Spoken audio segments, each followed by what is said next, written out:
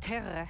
I hope I did it correctly. I had a whole team prepping me last night on how to appropriately roll my R, and I hope I made some progress on it. My name is Nicole. It's great to be here, and when I got the invitation to come to beautiful Estonia, I started researching about the country. And I did get to learn that Estonians really like nature and space and silence and tranquility. I was like, that's the perfect place to go for me, because I have two small, very lively daughters at home, and that's the thing I never get when I'm in my own four walls, space and tranquility. So I'm very happy to be here. And I have to say, despite the fact that I've been working in healthcare for almost 20 years, the day my daughters were born was the first day my own health and the health of my family got a different relevance to me. As you've heard, I'm currently working as the head of Global Health System Innovation at Roche, and I'm really passionate about the topic for that main reason. It will impact all of us. It will impact our loved ones, and it will impact us exactly at that point in time when we're the most vulnerable. Estonia is the perfect place for having this conversation. It's a conversation about health and care. It's a conversation about how healthy people and healthy communities contribute to a strong economy. And it's a conversation about how data and technology will help us not only to provide better care, but to get our healthcare system to a more sustainable state. So why is Estonia the perfect place to have this conversation? Working in the healthcare industry, it's a very traditional industry, and things are not necessarily moving fast. So you really have to dream big if you want to drive transformation, but also accept that very often we have to start with small steps. And Estonia, while being a small country, has a really big story to tell. I don't need to tell you, I've experienced that over the last couple of days when I was here, the advancements you made in digitization, the first country with their e-residency, many of your health services already digitized, and you're a birthplace for innovation.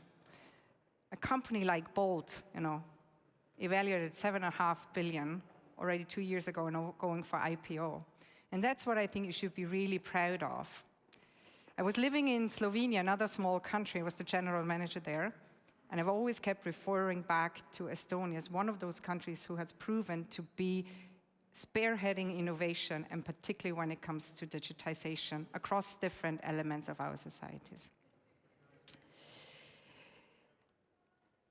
In healthcare, we will have to square a circle. So what do I mean by that? The WHO is estimating that currently in Europe we are lacking about 1.6 million healthcare workers, and this number will increase to 4 million by the end of the decade. All the governments are trying to figure out how to manage their healthcare budgets. And at the same time, we're happy to all grow older, but we do see that already a third of Europeans today say that they suffer from some form of chronic health issue.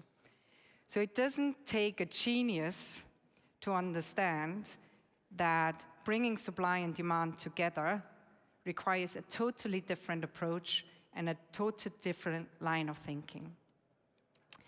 Now, working for Roche, which is still a family-owned company, it's been around for about 125 years and always at the forefront of innovation. I'm proud to say that we're, again, investing in this new era, not only through, innovative therapeutics and innovative diagnostics and screening methods, but also through data and technology solutions that will help that sustainability of the healthcare system. So let me take a few minutes now just to illustrate how data and digital technologies could help us in getting our healthcare system more effective. And then I think it would be lovely to have a discussion to see what is needed to get there. I'm taking the example of lung cancer, not for any specific reason other than that it's the leading cause of cancer death worldwide. So about 1.8 million people die of lung cancer every year. And if you are diagnosed with lung cancer today, your chances for survival might be either higher than 65%, or it might be somewhere in the single-digit range. And the main difference between the outlook comes from the time when you're being diagnosed. If you're diagnosed early, your chances for survival are significantly higher. So in Europe, contrary to other cancer types, lung cancer screening is not yet very well established for several reasons, but one of the reasons being you have to get people through low-dose CT scans, and there's a cost-effectiveness question around it. Now, in countries like Estonia, where you have strong electronic medical record, we actually can utilize AI algorithms to tell us who are the people that are most likely to develop lung cancer and to be much more targeted in our approach to screening and early diagnosis. What you can see here on the illustration on the left is an algorithm that we're currently intending to test in Estonia as well. And it shows you that by stratifying the patient population, we only have to scan about 6.5 people in order to detect one cancer case, as opposed to 24 people with traditional screening methods. And moreover, you can see that we actually identify patients earlier. So patients that are diagnosed in stage 0 to 2, it's almost 50%, as opposed to 30% in the traditional process. And that is your ticket to life. When it comes to diagnosing and appropriately treating lung cancer, we have to understand it's not one single disease. It's actually many different diseases. And there's only two things that are important. It's about speed and it's about accuracy. Because every 4 weeks delay in initiating your treatment increases your risk of death by 10%. So I see already big eyes in the audience. It's a very impressive number. Now, the issue that we're facing is that all across Europe, we have a lack of qualified pathologists and specialists that can actually do that work. And again, here we can use AI-based image algorithms to help those professionals do their work much more effectively and be faster and more consistent in their outcomes. In a world where medical knowledge is doubling every 73 days, it's hard for physicians to take the right decision. And we can help them with digital tools to identify what's the most appropriate treatment option for their patient. So I'm giving you all of these examples only to say one thing. The technology is there. It's right at our fingertips, but we are not consistently using it in our healthcare systems. And I do appreciate, in times like this where there's, a lot of things going on in the world that might distract us, health might not be the top priority, but it should be, because the health of the people in our communities shouldn't only be important to us for their sake, it should also be important for us as a backbone for a strong economy.